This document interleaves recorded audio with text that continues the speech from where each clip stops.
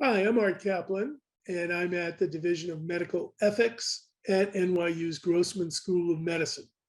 Well, some of you know Mark Zuckerberg has renamed his Facebook company, or I guess spun out a bigger entity called Meta. And what he's talking about is a company that's going to try and create an artificial world using the internet in the future, the so-called metaverse.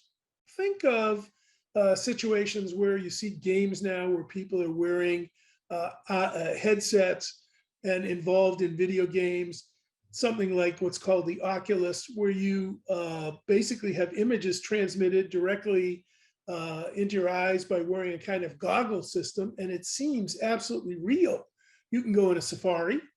You could take a hike up tall mountains. You could travel to outer space. You can do almost anything within that still somewhat primitive metaverse. There's also people working on trying to create sensations in the metaverse. A Japanese company has recently reported that it has found ways to attach sensors to people so that they can feel their skin tingle or other sensations as part of this idea of being immersed in an artificial environment. Think also, for those of you who are Star Trek fans, it's the holodeck. You basically walk in to an artificially created video, sound, and sensation world, and although it sounds science fiction-y, elements of it are already here. Elements of it are already here when we even use the internet to do this kind of communication we're talking about now. I'm reaching out to you over an electronic means, and even though we're far, far apart, I still can be a presence and talk to you, and we can set off a discussion and a debate that would have seemed unbelievable to our great-grandparents, for example.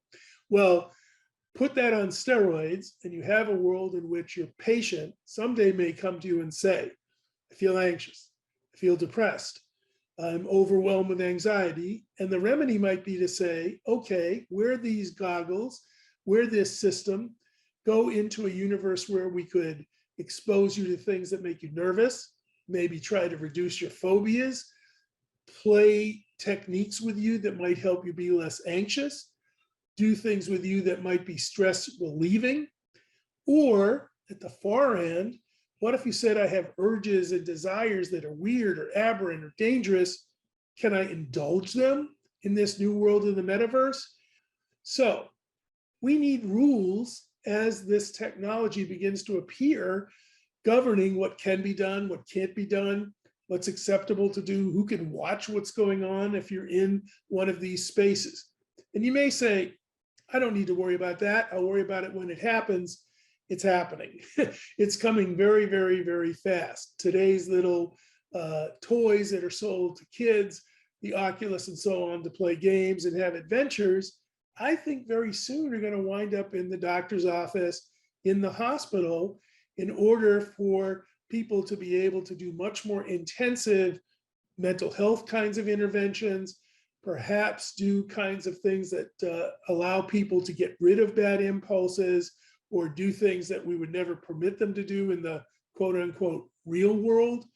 And we probably may even see people say, well, you go in there and I'll observe you and I'll see whether you're taking your medicines or doing things to be compliant or following instructions.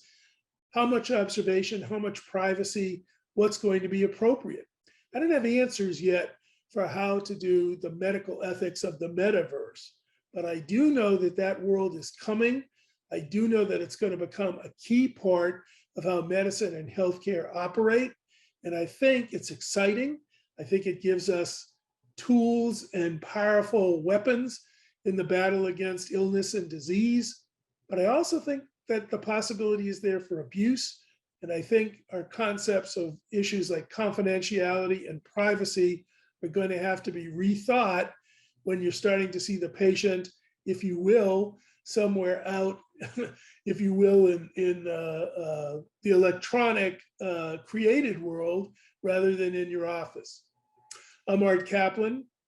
Thanks for watching.